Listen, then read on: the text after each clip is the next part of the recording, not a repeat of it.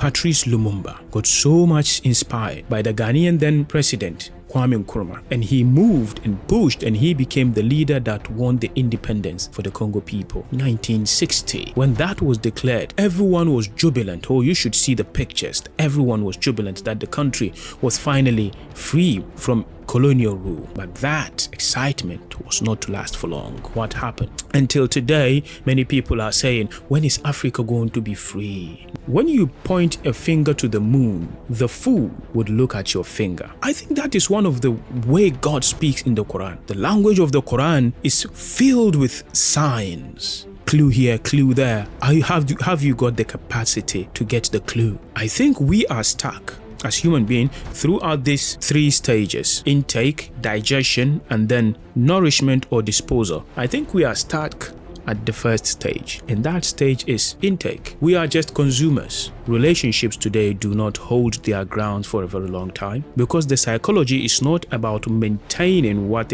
exists, it's about moving on to the new thing. I mean, there is nothing wrong with this relationship, there is nothing wrong with this person, but we always find a way to create drama. Why? Because we are bored. We want new things. The question I want to explore in this episode is simply this: what did you learn?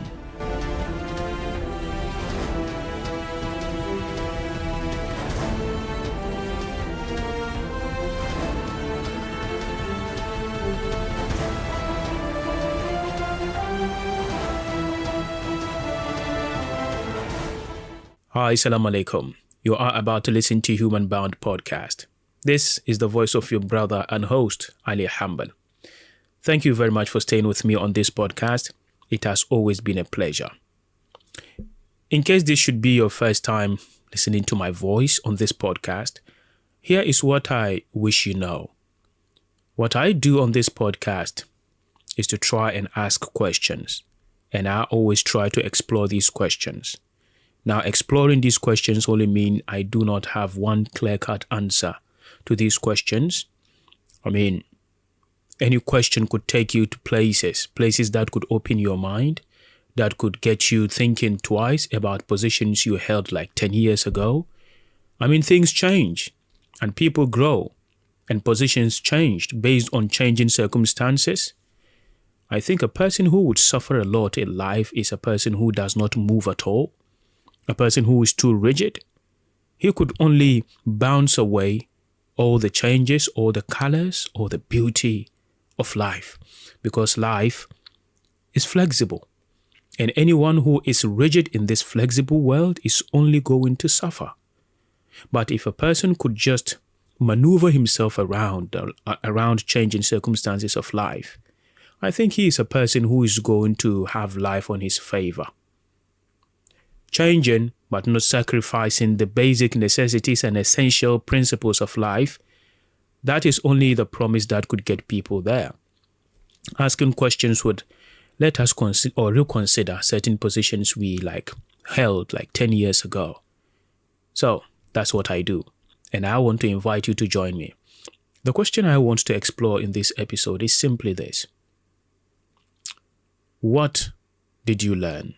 I mean, what did you learn from your previous experience? What did you learn from the things that came to your knowledge? What did you learn? I mean, it's an important question. Here is the thing. This generation has produced people who are consumers. I mean, we are intakers, we take in all the time. And there is no shortage of things out there that would tempt us to take it. Information is abundant. I mean, it's readily available. We could read things, a lot of things, so that the things that come to our disposal are enormous and sometimes overwhelming. We have access to information that we don't even have time to grasp those information. I mean, everything is coming to us at the same time. Things that we wouldn't know like some few years ago, today we know them. As a matter of fact, those information are knocking on our door. Do you know how they do that? By notifications on our phone. That is literally the information knocking on our door. And how many applications do we run our lives on a daily basis? For some of us, it's just incalculable. You have Facebook, you have Twitter, you have X, you have Instagram, you have TikTok, you have YouTube, you have your email, you have your thread, you have your WhatsApp, you have all sort of things. And all of these, they have got their notifications. And every minute they keep knocking. Listen to me. Listen, pick me up. I've got something new. I've got some interesting thing. There is a latest thing. Every single time we are being called to give something our attention and to get something new, so that the tragedy of today's people is that thirst and hunger for new things, new information, new technology, new, what do we call it, new knowledge or new move, everything new, even new relationships. Yeah, so that people today could easily get bored and tired of an existing relationship. I mean, new phone, within a few months, he's already tired of it. The sad thing is we extend this same boredom that we have for technologies to our relationship, human relationships. I understand when you have a new phone, new technology, or anything, in the first few moments, I mean, you are very excited. I mean, new things are exciting. And the gospel today is about what is getting us excited, what's going to get us excited. And what does that for us is new things, so that we always have new things, so that the news agencies and the news houses are not really about what should be out there. It's all about the new thing. I mean, how can we offer people something new? Okay, so this rush for new things has actually affected our life in a very, very negative way, so that we are all rushing for new things. Now, if it was only limited to these technologies, that would be fine. But the sad thing is, we are extending that same boredom that we have towards our old technologies, our old properties, to our personal human relationships. So that we easily get bored, we easily get tired with an existing relationship. I mean, there is nothing wrong with this relationship. There is nothing wrong with this person, but we always find a way to create drama. Why? Because we are bored. We want new things. I think that is a tragedy, isn't it? We are always looking for new things, new phones, new technologies, exciting things, so that even relationships, even human beings, we are looking for new ones. Now, that is sad, isn't it? That is what, I mean, that would explain why relationships today do not hold their ground for a very long time. Because the psychology is not about maintaining what exists, it's about moving on to the new thing. So that if we are in a good relationship, it doesn't matter what sort of relationship, it doesn't matter how good a person is in your life, we easily get bored with them. And we are looking for a new one. We don't maintain, we don't repair existing stuff.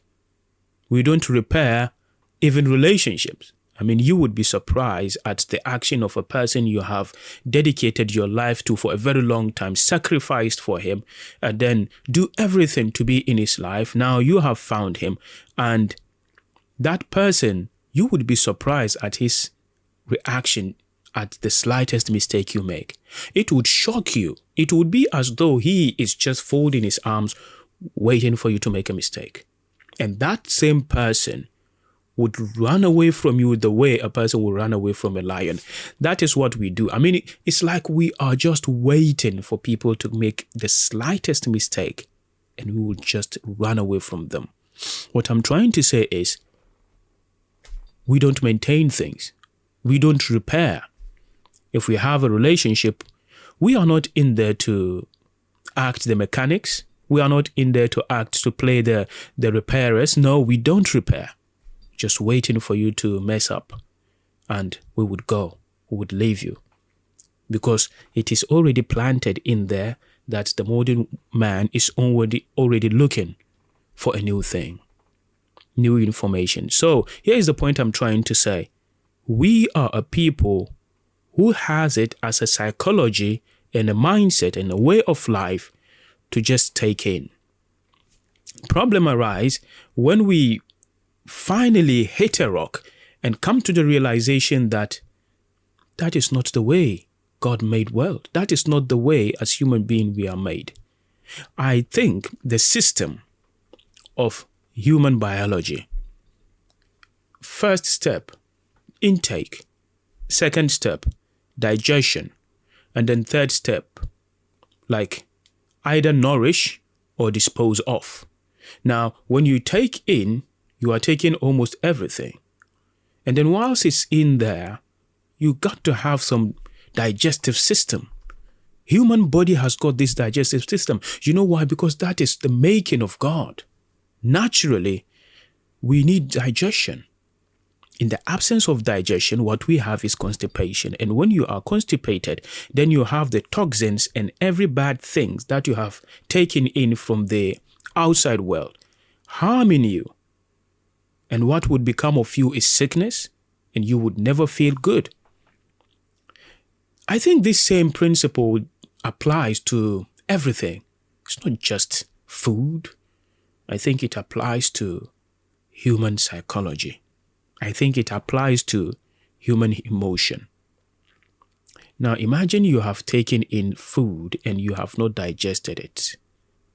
Now project that to you taking in some kind of emotion out there and you do not digest it. Now imagine you have taken in something new by way of information or knowledge and you have not digested it. What happens to you? Yes, you would get emotionally constipated because you have taken all these signals, all these mixed feelings in the air, and you have stored them in your heart because that is where we store information, emotion, isn't it? Now you have taken it all, but you don't have time to digest it, so you treat it as you take it. I think we are stuck as human beings throughout these three stages: intake, digestion, and then nourishment or disposal. I think we are stuck at the first stage, and that stage is intake. We are just consumers. How many of us even have the time to digest the things we have seen, the things we have experienced? Now, what does it mean to digest? Now, this is why I am asking this question in this episode, like, what did you learn? Because it can't happen that you live your whole life and you don't hit a bump and you don't get crushed and you don't have some experience. It would come to you like on salt. Nobody goes through life and don't get some experience. But what do you learn from the experience? I think it's Albert Einstein who said that insanity is to repeat the same thing over and over again and expect a different result. That is insanity. I think he is up to something here. Because how could you repeat something, the same thing, and then expect you would get a different result? It just doesn't happen. Now, why then are people repeating the same thing? Are they so stupid? Are they so insane that they would love to have the same bitter results? I mean, you have been in a relationship with some very, very stupid people. I mean, how many of us have not been in love with some stupid people? I mean, come on. We have all thought about this thing at least once in our adult life. When we take journey back in the day when we were so young, so stupid, and we just fell in love with some stupid guy.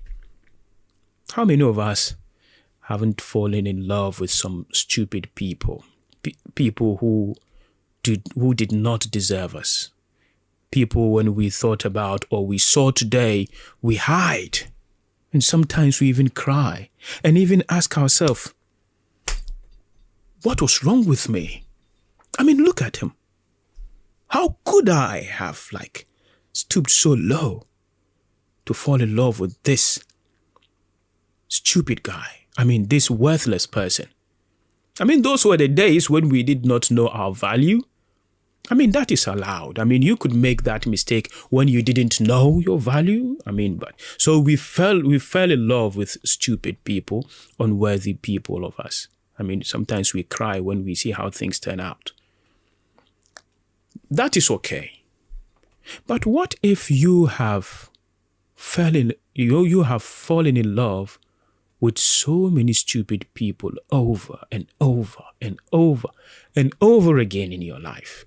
Come on. One time, you are excused. The second time, you are heading towards the red line. The third time, that thing has become a way of life. You are just a person attracted to stupid people. One of the advices, I wouldn't say pointless, but one of the advice that people don't hold dear is for you to say to a person, do not fall in love with stupid people. We tell our kids, as you go to school, beware, don't fall in love with those young boys. They are not worthy of you. These kids, when they go to school, what is the first thing they do? Fall in love with the first stupid guy in the school. Exactly that. What did we tell them before leaving house? Do not fall in love with those stupid young boys. They will not take you anywhere. And what do they do? Exactly the opposite. They would fall in love with stupid people, but they did not know. But that was long time ago. When you were just a young person, you didn't know. So you fell in love with a stupid person. He really, really punished you for that. Now, that is the thing about falling in love with stupid people. They really make you pay for it. Every stage of your life with them, they would punish you for falling in love with them. That in itself is a red flag, isn't it? You fall in love with a stupid person and they just punish you for it. Because they would make you feel the hell that is life. And then after them, you will say, not again, never again. I have had my fair share of this torture. Never again would I ever fall in love. And then you would learn, no, life would have to go with love. And then, okay, I'm going to fall in love again. And then the next person you fall in love with is who? Another stupid man. Come on. How did it happen? Now, I'm just saying, there are people who are just made to fall in love with stupid people. God did not make them that way. They made themselves that way. They may say, I'm just not lucky. I just keep falling in love with these stupid people. And for some reason, these people have something in common. That same thing in common keeps attracting you to them. Perhaps it's that thing that you need to check. He may come with a different skin. He may come with a different name. The former one was called Suleimana. The second one maybe was called Ahmed. But the names may be different. The language may be different. The complexion may be different. But it doesn't mean they are not same stupid people. So, if you keep meeting stupid people, then perhaps it means you did not learn from the first stupid person. I think that is the only explanation. Because you see, it's just like Albert Einstein said, you cannot keep repeating the same thing and expect different results. But then you say, humble, but come on, I learned. But this guy was different. I thought he was different. Yeah. I'm not saying you did not learn. Come on, we all learn. You can't go through a hardship and don't learn from it. We all learn. But here is the catch. Sometimes we learn the wrong lessons.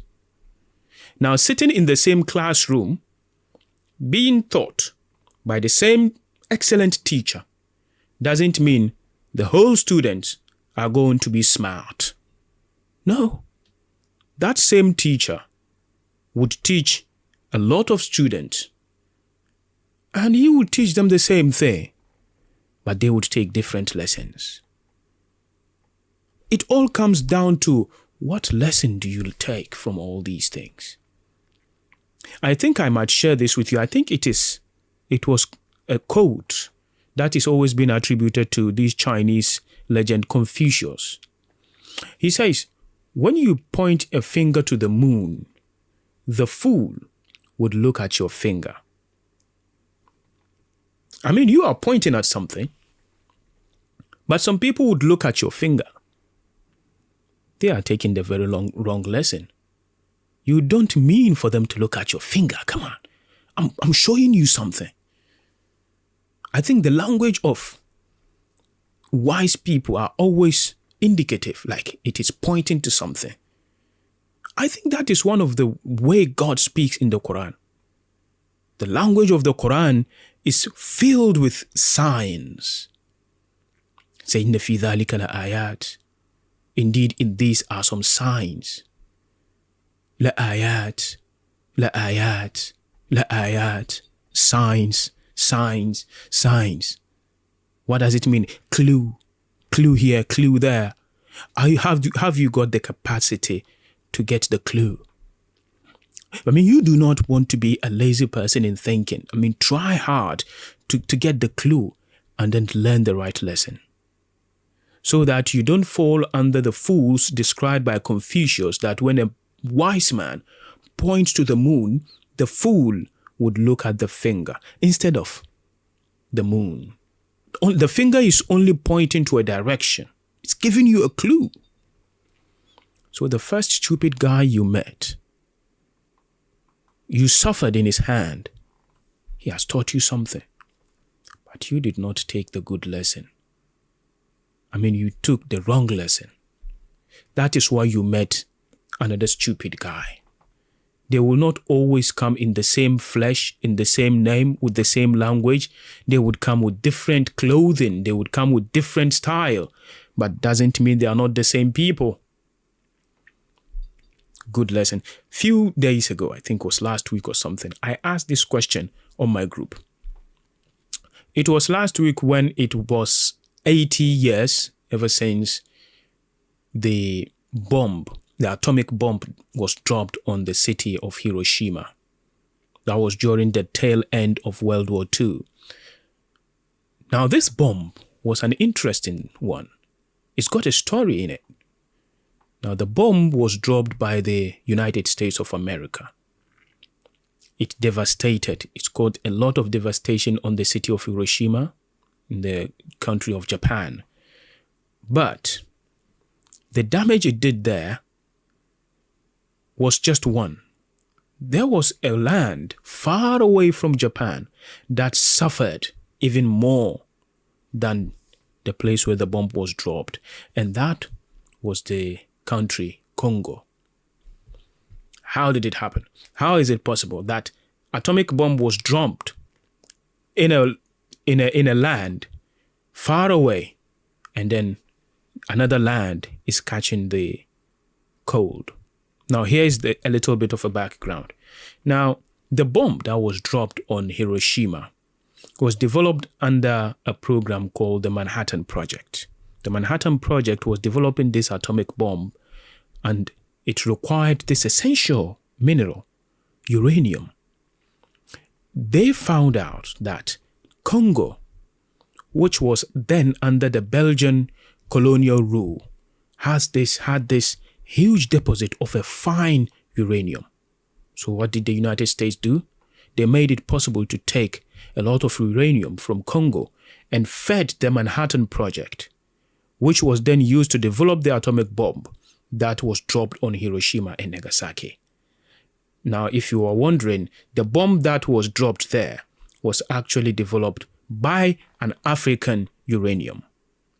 Okay, but then the richness of this uranium in the land of Congo was supposed to be a blessing to that country, because you have a mineral that is essential to the world, because the race to the atomic bomb was quite real during the days. Exciting moments, very dangerous times, because there was Cold War after the World War, and the Soviet Union and the United Kingdom and France and United States, everyone was racing to beat his opponent in maybe some guerrilla warfare, sabotage the progress of the other country, or at least prevent it from laying his hand on some really, really good weapon.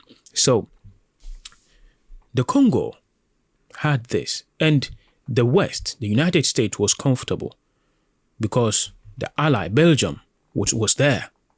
But then something happened. Patrice Lumumba got so much inspired by the Ghanaian then president, Kwame Nkrumah, and he moved and pushed, and he became the leader that won the independence for the Congo people. 1960. When that was declared, everyone was jubilant. Oh, you should see the pictures. Everyone was jubilant that the country was finally free from colonial rule. But that excitement was not to last for long. What happened? Within some few weeks to a month, there was this uprising and civil war was about to break. The Belgian people marched in with their troops, and then the United Nations sent in troops in there. And then there was existence of the United States troops, and then Ghanaians supplied some troops in there. And the Congo, that was just independent, is now seeing some military instability.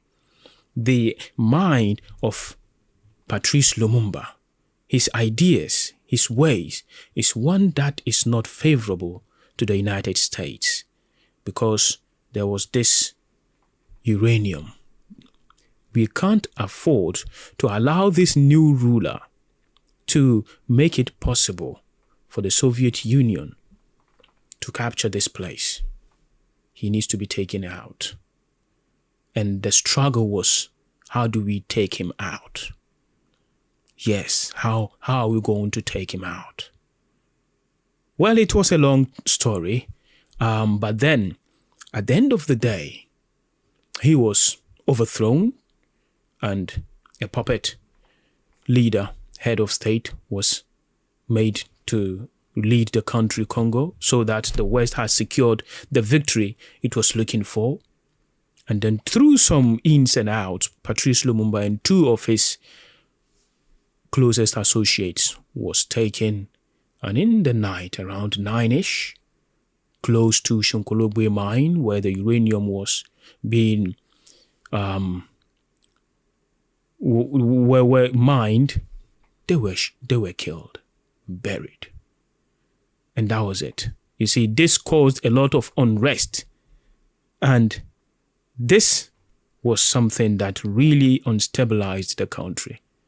And it didn't stop there. A lot emanate out of that. So I'm just telling you one story that has repeated across at least the Western African nations during these turbulent days of World War, Cold War, and colonialism, and then imperial rule and independence. This is kind of a similar story that happens over and over and over again. Until today, many people are saying, when is Africa going to be free? Now, Kwame Nkrumah spoke about neo-colonialism, so that pre-independence there was like a real colonialism where you could see the people, the rulers in your land, and they're physically controlling you, but now they are gone. But there is some element of neo-colonialism, as he pointed out, and the neo-colonialism, he says, operates through different machinery. So it did affect Africa. The uranium that was supposed to be a mineral to bless Africa, the Congo, became the same thing that caused the destruction of its leaders and the destabilization of that place. But in all this, as we evolve, as we move on, because it's not just one story, it's something that kept repeating. The question I posed to a group was, what lesson did we take from all these incidents? I mean, what lesson did we learn? And we have a lot of people, and many people gave like different answers. which means we could be staring at the same thing, but then learn different things. Now, it doesn't matter what you learn, insofar as you learn the right thing. But the problem is, we may go through a very, very terrible situation, terrible experience, but then we do not take the right lessons.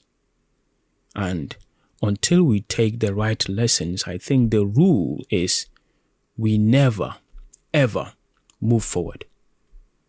As people, as human beings, I mean, you can't put your hand in fire and don't take the essential lesson that fire burns. Okay, that is an important lesson to take. Okay, but then what? It hurts me if I put my hand in fire. Okay, now that's a very good lesson. But what is the most important lesson that you must take from this? Never put my hand in fire. Now that is a good lesson. Okay, fire burns. Now that is an information. Okay, it hurts me when I put my hands in it. That's a very good information. Now what lesson did you learn from that? Never put my finger in fire. Now that is a very good lesson that would help you in life. Now it doesn't matter who pushes you to put your leg in fire. You have already crossed that road. Been there, done that, never again. Now if you could be taking these kind of lessons and do not take the wrong lessons, I think we would save ourselves from a lot of trouble. I mean, we would not get close to a certain group of people because we have seen them before. Even though they may be in a different clothing, but we have seen them before. They are fire. They burn. But sometimes we can always convince ourselves that, no, this is a fire, but it won't burn. It's like you saying, oh, this is a lion, but it is friendly. Really. Taking the right lesson is you taking a lesson, actionable lesson. There is information and there is a lesson. Whatever happens, there is information that you take in and then there is a lesson. Now, where do you get the lesson? Now, this takes us to the second stage that we as human beings don't usually get to. I already told you the first stage is we taking in. But the second stage is where we are really not good at, and that is the digestive stage. We don't digest. If only we digest, then we would take in the lessons. Because digestion is what we really and truly understand what happens to us. I mean, come on. You would not understand anything until you digest it. Have you ever been in a situation where you understand finally something that you have been taught like 10 years ago? Like you have read something 10 years ago and you are only understanding the lesson today. Some lessons, we learn it through time.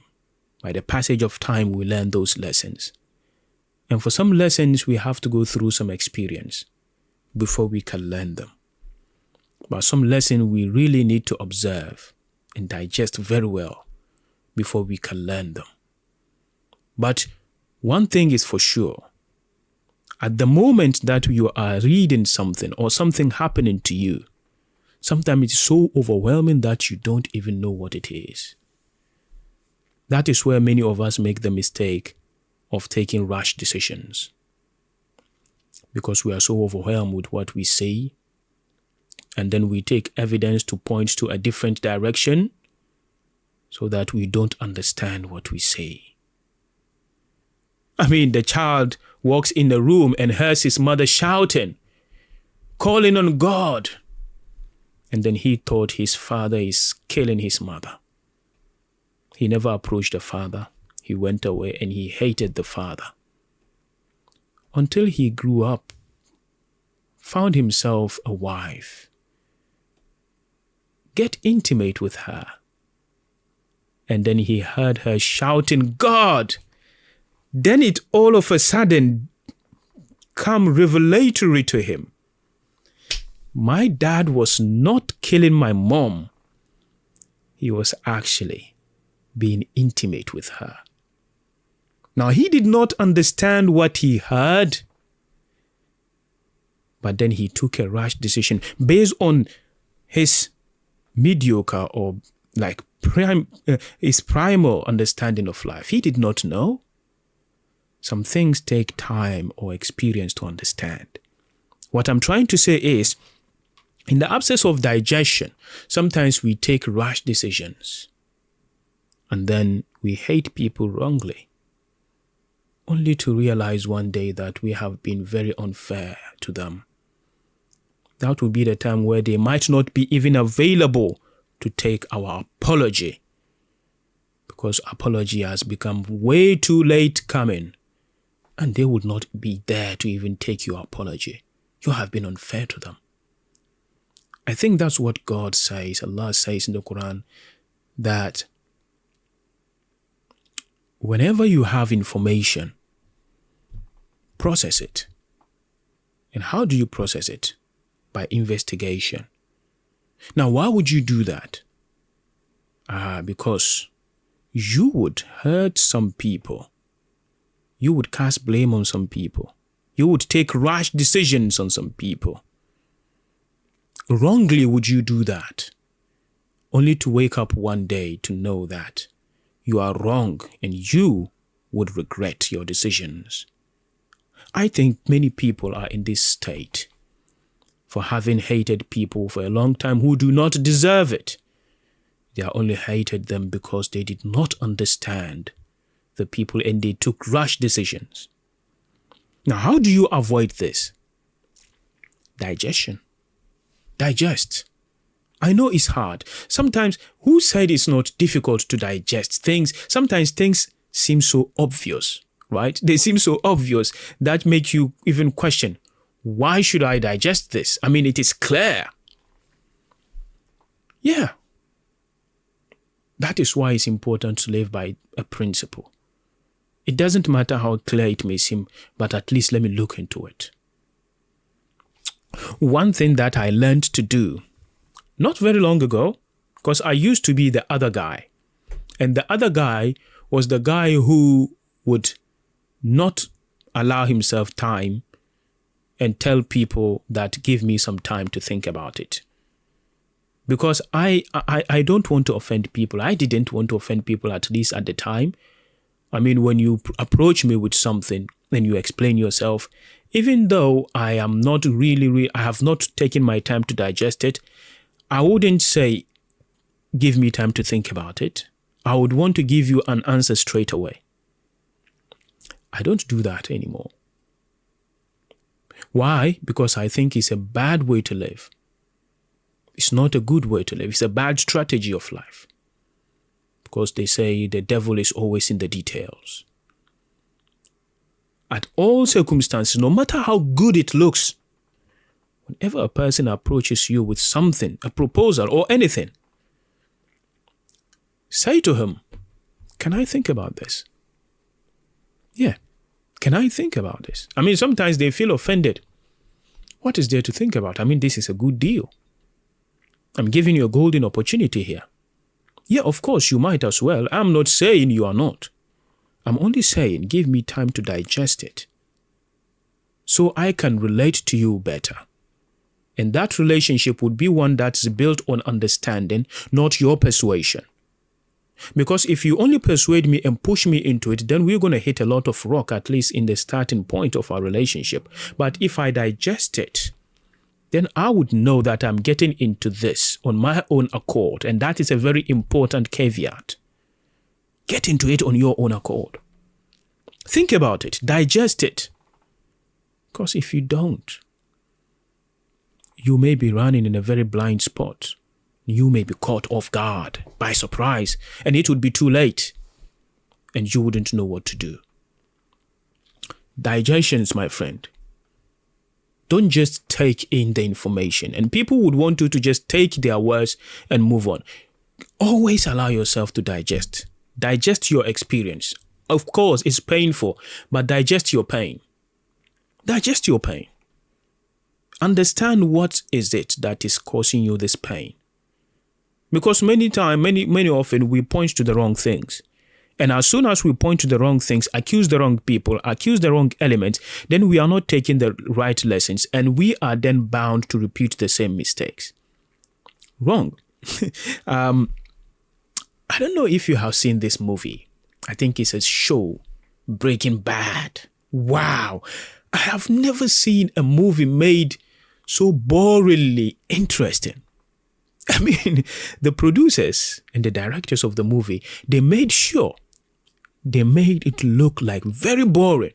You don't have this all exciting background music, soundtrack and all. No. Not in Breaking Bad. No. What you have in the movement is like silence, quiet.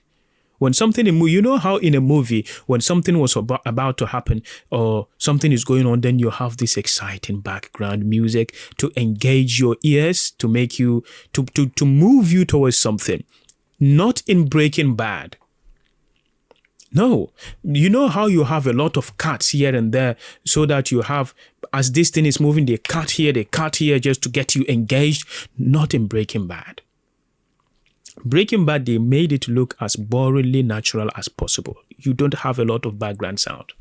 You don't have a lot of drama or anything like that. Boring. But my God, did they make a wonderful show or what? How did they do that? Now, I am not an expert in this field, but here is what happens. Walter White, okay, and this druggy partner of his. Now, that guy is so dumb, he couldn't even finish his school. Chemistry, he was so dumb, he didn't know chemistry. Now, Walter White knew that. When he started out with him as a partner in crime, because Walter White, as a school teacher, broke bad, and now he is selling drug. He's actually manufacturing the finest methamphetamine, meth.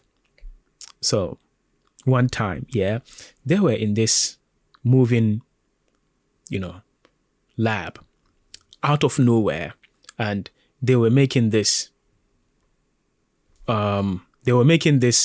Drug. After everything, this guy, dumb enough, he killed the battery of their van. Now they didn't know what to go. After a long time of suffering and thinking, Walter White came up with an idea. Why don't we make our own battery? Now, in the process of making the battery, he had asked the guy to bring a whole lot of items that he could use for it. He brought it, he did that, and then he began to explain to him. Now, this is what this does, this is what this does, and after that, we would need one thing to conduct the power or anything like that. And then he asked him, Walter White asked him, and what would that special element be? And you know what? Walter White was holding a copper wire, but then it's in a wire form. And then he kept hinting at that. He wanted the boy to look at it and tell him copper. But then when the boy looked at it, and he said, wire. Then what? Copper, not a wire. What is a wire? You see, it doesn't matter what you're trying to point at the people. Like, if you don't have that to see what you are being hinted at, you take the wrong lesson. And that's how you will keep going into trouble and same trouble, because you are not taking the appropriate hints, you are not taking the right lessons, and you are ending up at the same place. I think what I'm trying to say is, the question I'm trying to ask myself and anyone is, really, what is the lesson that you have learned from your experience? Do not be intimidated when you walk into any room and a person has like 1,000 books on his shelf. He might have read all of them and has taken no lesson at all. Or worse still, he might have been taking the wrong lessons. Do not be overwhelmed by people who tell you, I have read 10 books, I have read 20 books, I have read 30 books. And so what? What lesson did you take? Because some people could read a lot and don't take no lessons. They could only reproduce what they learned, but they have not made any knowledge out of that. Do not be intimidated. It's all coming down to what lesson. Some might learn like just one book, oh my God, the lessons he might have taken from that would shock you. It is life-changing. How deep are you to see the clues that take you to the actionable lesson? Now, lesson is that thing that makes you act. Okay, I have learned this. I know this. Now, this is the lesson I take. I don't do this anymore, or this is what I'm going to do. If it's take you to an actionable thing, that is a lesson. But if it's not actionable, I don't think it's a lesson. It is information that came to you. Lessons are things that are actionable, that make you make a decision. Like, I'm not going to do this. Okay, I'm going to do that. You have taken the lesson. And that is the only element we need to make progress in life, the lessons we take. We sat in a classroom, same classrooms, a lot of people. But those same classrooms has produced some really good, wise people and some dumb people taught by the same wise teachers. Otherwise, how would you explain having this giant world? Everyone is learning on the internet, but then not everyone is taking lessons. Well, I think repeating the same thing is not going to make us go any further. So in any situation, well, that's what I think. I don't know about you, but let's keep thinking and let's keep learning. Thank you very much for being with me. And until next time, Salam Alaikum.